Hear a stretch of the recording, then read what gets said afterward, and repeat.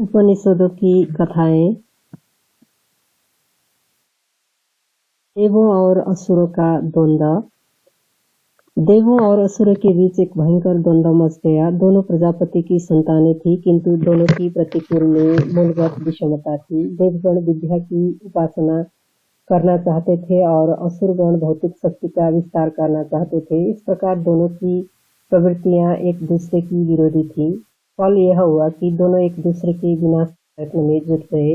देवताओं ने उद्गीत ओंकार की उपासना आरंभ कर दी। उन्होंने सोचा कि यदि विद्या के मूल बीज रूप ओंकार तत्व का मनन, चिंतन और आराधना करना आरंभ कर दे तो निश्चय ही उससे तमोगुणयुक्त असुरों की सारी आसुरी शक्ति नष्ट हो जाएगी। उन्होंने पहले श्वास के रूप में ओंकार की उपासना की। श्वास में ओंकार की प्रतिष्ठा करके रात उसे भजने लगे।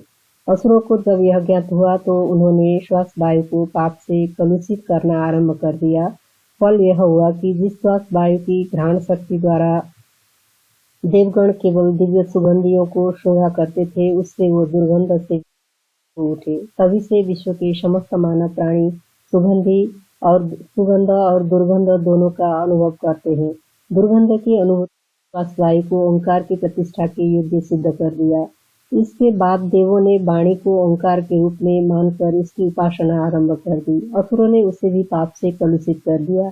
यही कारण है कि वाणी सत्य और असत्य दोनों प्रकार के वाक्यों को बोला करती है। सत्य के साथ असत्य को भी अपनाने के कारण वाणी ओंकार की स्थापना के उपयुक्त नहीं रही। तब देवों ने चक्षु को ओंकार रूप में मानकर उसकी उपासना आरंभ कर दी, पर असुरों ने उसे भी निष्कलंक नहीं रहने दिया, उसे भी पाप से कलुषित कर दिया। यही कारण है कि दृष्टि सुंदर और असुंदर, दर्शनीय और अदर्शनीय दोनों प्रकार की वस्तुओं को देखा करती है।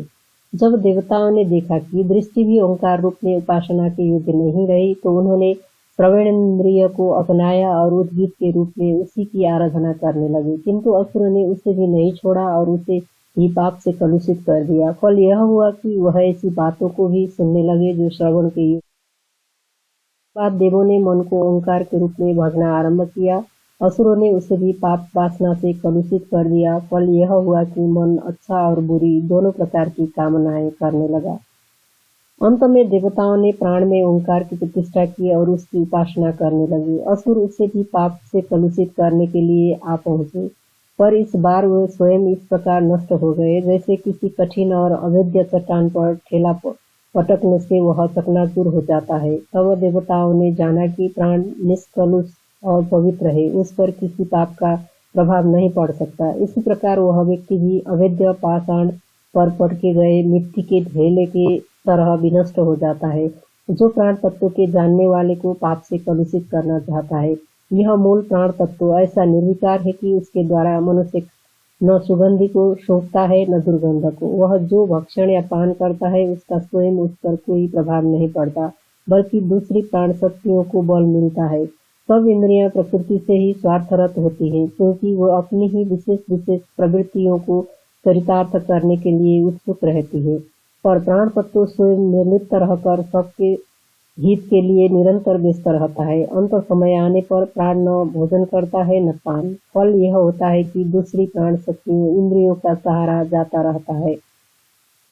वो शरीर को छोड़कर चली जाती है और मृत मनुष्य मुंह बाएं ताकता रह जाता है। अंगिरा ऋषि ने उस अमर और निर्विकार प्राण तत्व में ओंकार की प्रतिष्ठा करके उसकी उपासना की थी, इसलिए वह अंगिरस के नाम से प्रसिद्ध है। जो इस अविनाशी उद्गीत की उपासना इस रूप में करता है, वह कामनाओं का स्वामी बन जाता है।